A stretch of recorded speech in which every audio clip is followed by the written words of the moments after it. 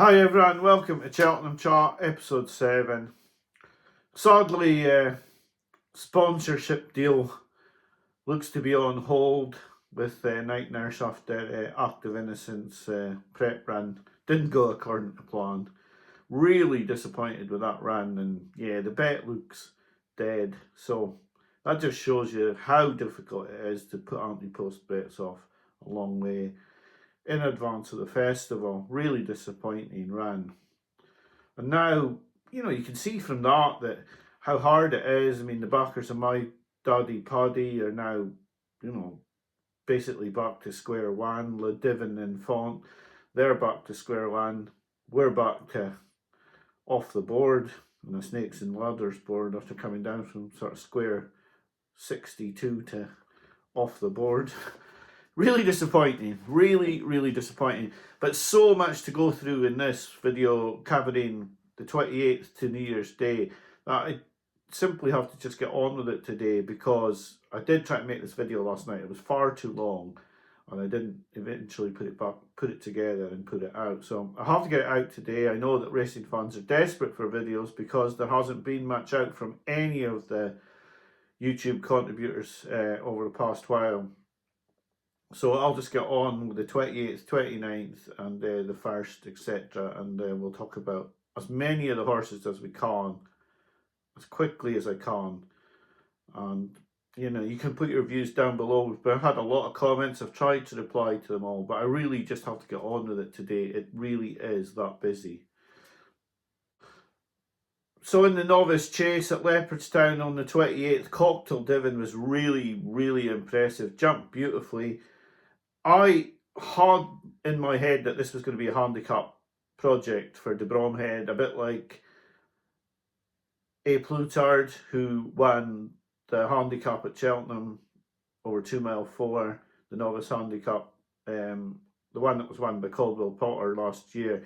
And I thought Cocktail Divin, after his first time out, was going to be a plot for that. It looks like they've decided to show their hand a bit here. Now, I am looking for a horse for the Browns. I thought it might be Jimmy DeSoy. It's not going to be. But this one, it could be this one. It will depend a lot on where the big Westerner is going to be aimed. But Cocktail Divin was really impressive. And certainly a horse that you would be thinking about for the Browns. Still 20 to 1. But a very good performance. Especially at a time when Henry's horses are just coming back into form, but a really nice performance from Cocktail Divin, and one that I would think about for the Browns if I am having a bet, and it looks like he's going to go there. But I'm sure they're going to try him up in grade now and see where he goes from there. So then we had the 3 mile hurdle race, and Teehupoo won really nicely. Not a horse that I've ever really taken to that much, but this was a lot different to the way he normally wins. He normally wins in a scrap. He's won this easily. Ballyburn's been a no-show now. Mullins has had a lot of those, so you have to work out, was it the 3 miles or was it the Mullins form? Very difficult to say, but I would think it's probably the 3 mile trip. Bob Olinger ran a really nice prep race here for a stairs hurdle. He beat Teehupoo in the stairs hurdle last year, and as this was a stepping stone, he was beaten, but he was perhaps not as bad a run as it looked, and I think it'll only be one day for Bob Olinger, although not in the same type of way as the next horse we're going to talk about, who was disappointing and beaten and is a reigning champion. The Yellow Clay was an enormous disappointment in this race, and yeah, he leads me into a few things, but the way he ran at Cheltenham last year suggested to me that he would be a big player in the stairs hurdle. He then came out and ran an absolutely atrocious ground. I think it was at Navan, and I did worry about that run at the time, finishing his season, and it could be that it has finished his season, because this was really poor from him. Home by the Lee, I said he might be a good each way bet, and of course the good each way bets always finish fourth, and he finished fourth as well. Then getting on to the Gold Cup trial, the Savills. Affordale Fury won now. This horse did have some back form in an Albert Bartlett, etc., but in truth, you wouldn't have thought he could win this race, but people did seem to cotton on to him. He was well backed. He won at 7-1. I thought he was 9-1 just before the off. It does lead me into something I would want to talk about, but this show's just going to be so long. But I do notice an awful lot of horses that are bigger prices, and then all of a sudden their SP is quite a bit shorter than you would expect. So, but he's won nicely, but I would not back this horse for the Gold Cup at all. Galopin Deschamps. This was a great first run, I think, from him. He's 6-1 for the Gold Cup. I think this was a great return. I would imagine he'll win at the DRF and go to the Gold Cup trying to regain it. The big talking horse in this race was, of course, I Know the Way You're Thinking. And I think it's the way everyone's thinking. Olinger Dawn springs to mind very much when I think about this horse. I'd love to go into the nuts and bolts of what's going on here. I have thought about putting I Know the Way You're Thinking up as a bet for this video series. He's now out to 13-2 in a place, and I think that would tempt me in, because he is only going to have one day. But really, is it fair on punters? Is it fair on the racing public that this horse is running this way? Because it does remind me of Olinger Dawn. He's been beaten 100 lengths in his 2 starts this season. You would imagine he'll be a 8-length third at the DRF before suddenly, like Olinger Dawn, starting to fly on the gallops. That's what you would expect. We'll just have to wait and see. The bumper now, I'm not really wanting to get into bumper horses this season. I want to just wait until after the DRF, make a choice, and if I want to have a bet in the bumper, I will. But at the moment, I'm trying not to get involved in what bumper horses look good, although this Bentra Hill looked very nice. I'm not prepared to be starting to talk about the bumper. It's going to have to go in the same category as the handicaps for this season, because I get caught out too much. I end up backing 2 or 3 in the race, and then, like last year, although I had Bambino Fever, I virtually made nothing, because by the time I backed there, she wasn't that great a price, and I'd already lost on the other 2 horses that I'd backed. So yeah, at the moment I want to just keep it calm on the bumper, and we'll see where we look closer to the bumper, you know, the start of February, first couple of weeks in February, and then we'll look at that race. On the same day at Limerick, Willie Mullins had the first 3 winners. King Rascal Grey was really impressive. I thought was a nice performance. And then there was a horse a lot of people won't be looking at yet. Now, I think this could be possibly an Albert Bartlett horse in New Proof, who was a really well talked about horse for the bumper last season and wasn't really doing anything, but has come out, first time out, in a maiden hurdle over 2 mile 6, and he's won nicely. And I think in the double green, the same as Jasmine DeVoe last season that won the Bartlett, I just think this could be a possibility of a Bartlett horse for Mullins here. Now, I could have that all wrong, but I just wonder if he could be. He's just one that caught my eye over the Christmas period as a possibility.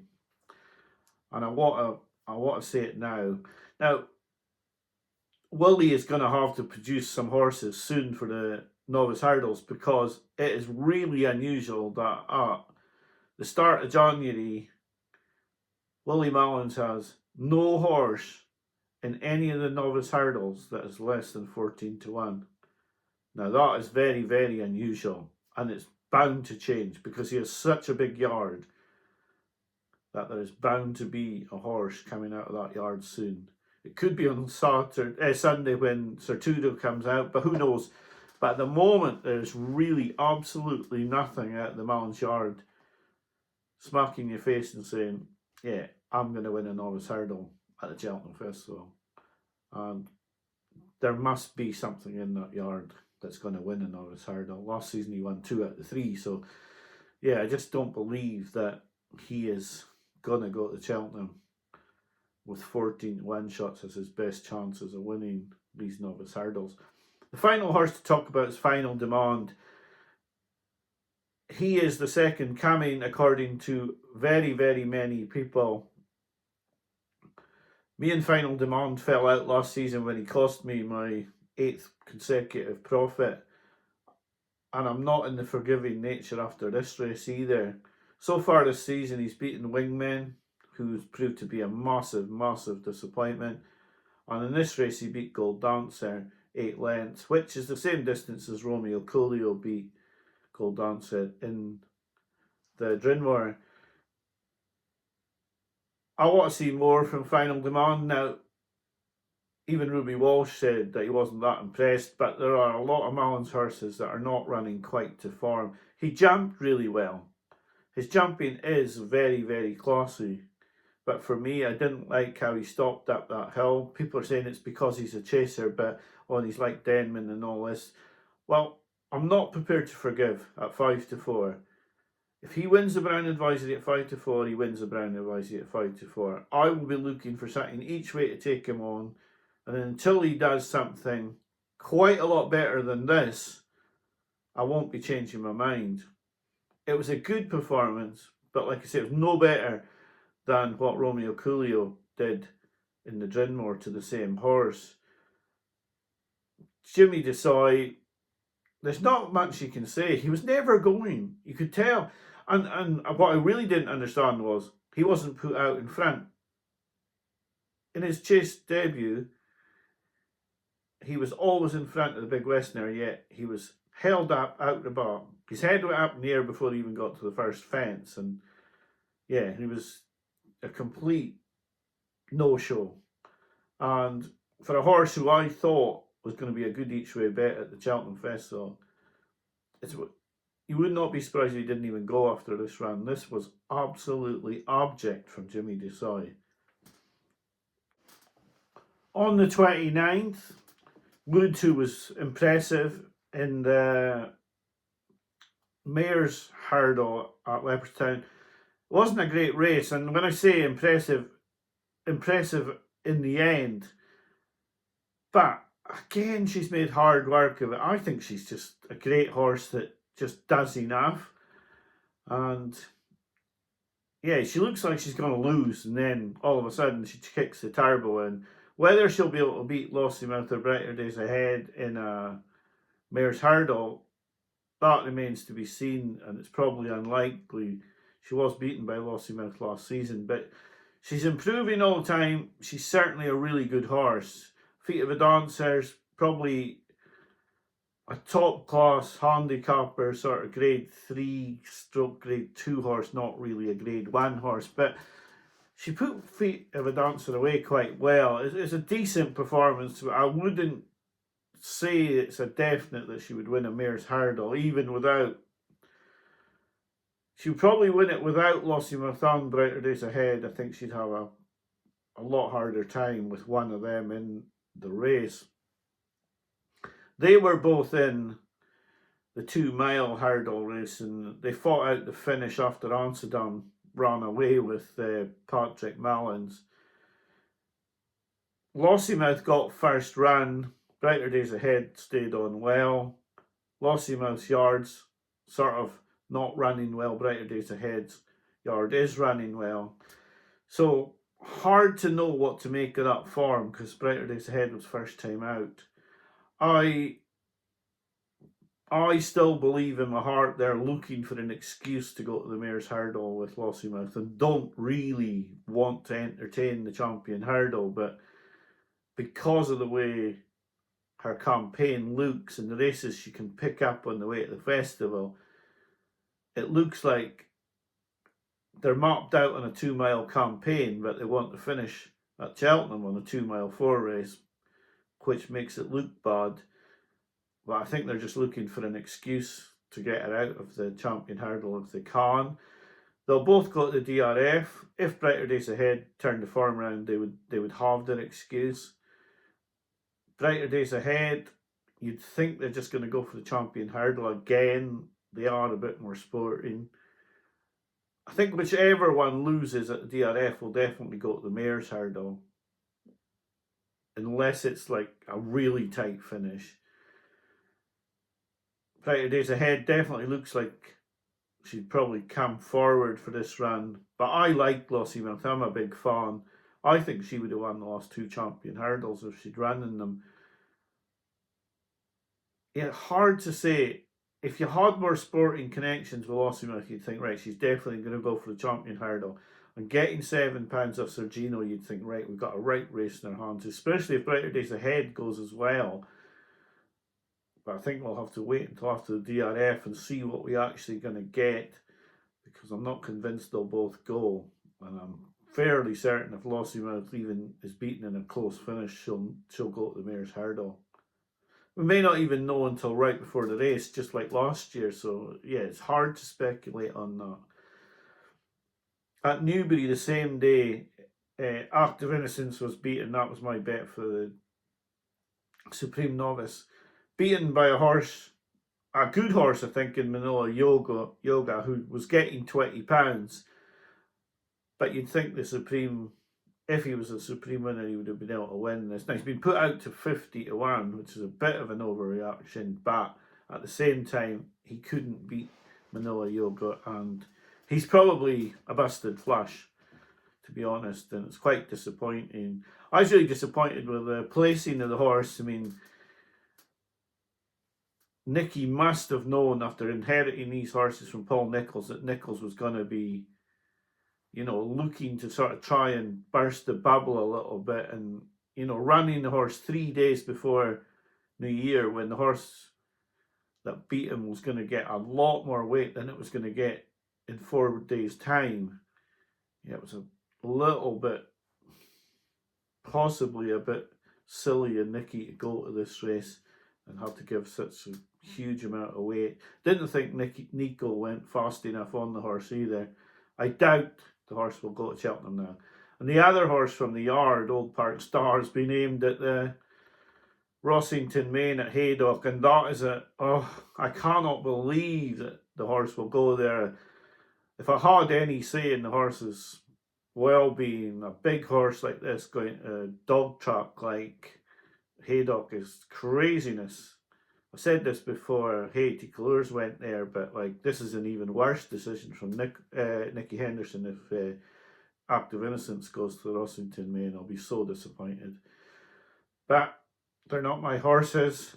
But it does look like Nicky's not doing a good job of race planning these 2 horses at the moment.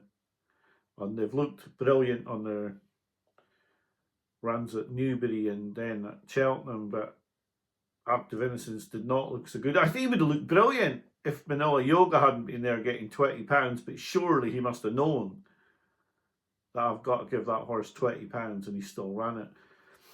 The other horse to talk about was No Drama This End. Now, this was a dreadful Charlo hurdle. And although he's looked like he's never going to be beaten, for me, I thought last time out he was really good, but this did nothing for me at all. Absolutely nil. And he's an absolutely dreadful price at 4-1. I would not advise anyone to be going in at 4-1 on this horse. You probably get bigger.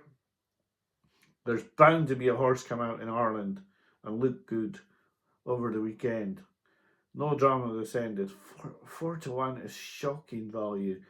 This was absolutely, I think, the highest rated horse in this race, apart from No Drama This End, was 1-2-9.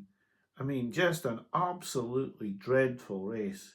And that's not meaning disrespect to the others. It just means that No Drama This End's beaten absolutely nothing in this. And he hasn't looked impressive. He didn't run away from them. He's only beaten them 2 lengths, 2.5 lengths. For me, it's not Turner's winning form. I was not impressed at all with No Drama This End. He's won. He did what he had to do, but as for looking like a Turner's winner, I have to say no. Last time out, he cut through a gap. He quickened really well. I was impressed this time. I was not impressed, and I do think it'll be quite a surprise if we don't see something that can beat him in the Turners. The last two horses to talk about are El Fabiolo, who came back from chasing and won really nicely. You do wonder, is this the horse that could be their excuse for getting Lossie out the champion hurdle by putting this horse back to 2 miles? Certainly looked a lot happier over hurdles than over fences, and streaked away to win really nicely. They are saying Aintree hurdle, and you would think that that would be the most obvious target for El Fabiolo.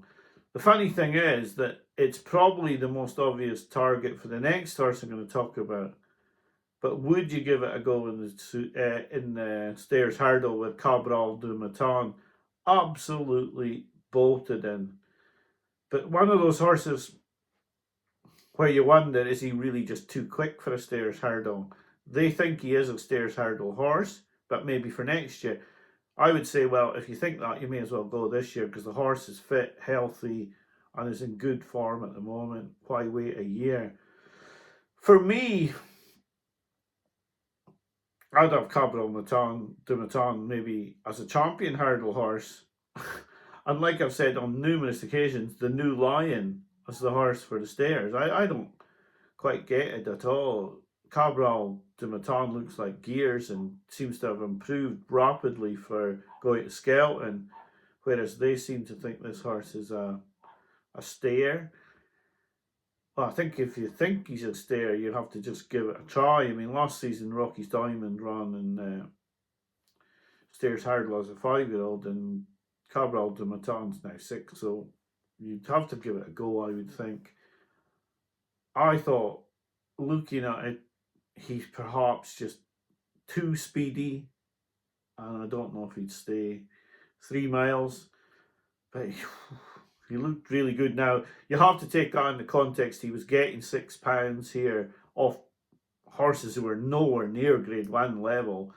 I mean, we're talking about Lucky Place and Jinko Blue and Gowell Road. They are not up to this level. So the 5-1 quotes for this are obscene, really. They're really obscene. Firstly, they haven't even committed to going to the race. Secondly, his form is still way below the level of Teehupoo and Impose Toi. Yeah, and he just looks a little bit too fast for a Stayers hurdle, if you understand what I mean. Like, he's got a change of gear, but he'd need to find that change of gear and stay an extra 4 furlongs against better horses than Gowell Road and Lucky Place, etc. So it is a hard choice for him. He did look good. The price is atrocious, absolutely atrocious on what he's achieved in this race. Because he wasn't just beating them, he was getting weight from them as well. And yeah, that was and he's not definite to go, so you can't really get involved in him at all at that price. The racing will take a downturn now until probably the DRF and Cheltenham Trials Day. There will be big races, of course, at the weekend, and some horses coming out who will take your eye, but the real big guns have been out over Christmas, and you just got to wait and see now how they progress. It's amazing to think that Willie Mullins has got no novice hurdler below 14-1 at this stage in the season. It's amazing to think that the Gold Cap is 6-1 the field. There are many races at Cheltenham that are up for grabs at the moment. I don't know if we've even got an odds-on favourite yet for Cheltenham this season, which is amazing. But it is what we've got. Lots and lots to look forward to. Like I said, I'm going to Cheltenham this year, so I am really looking forward to it as well, because it does look like we could have quite an open Cheltenham festival, which as a punter can be really difficult, because we saw what happened last year when they added these handicaps in, which was all for the bookies, and now they've changed the format of the festival to get it even more in the bookies' favour by having the Mayor's Hurdle on the Thursday and another handicap on the Tuesday. It's all weighted now to bookmaker making big profits. And they've made huge profits over Christmas. Absolutely huge profits over Christmas. The results have gone in the main their way. I mean, you look at that Savills, where you had Uffordale Fury 7 to 1, Iron Maximus 50 to 1. I mean, just absolutely, they couldn't hope for better results than that. And it didn't just happen once either. It was the Jukebox Man. You got the first three favourites beating the King George. So they've had the results their way. And the Cheltenham Festival, although open sounds fantastic for a punter, it makes it also very difficult for a punter. Lots of horses who've gone out after their runs. Fuck to Files, a decent price now for the Ryanair after an object performance in the King George. So much to look forward to. You can let me know your views down below. I'll try and get this video out by about lunchtime on Friday. There won't be one at the weekend, I don't think. I mean, I could make one maybe midweek next week talking about all these races and how I see them moving forward. I don't know, you can perhaps put your ideas in for a video, because I don't think we'll be seeing too many top class performances in the next week.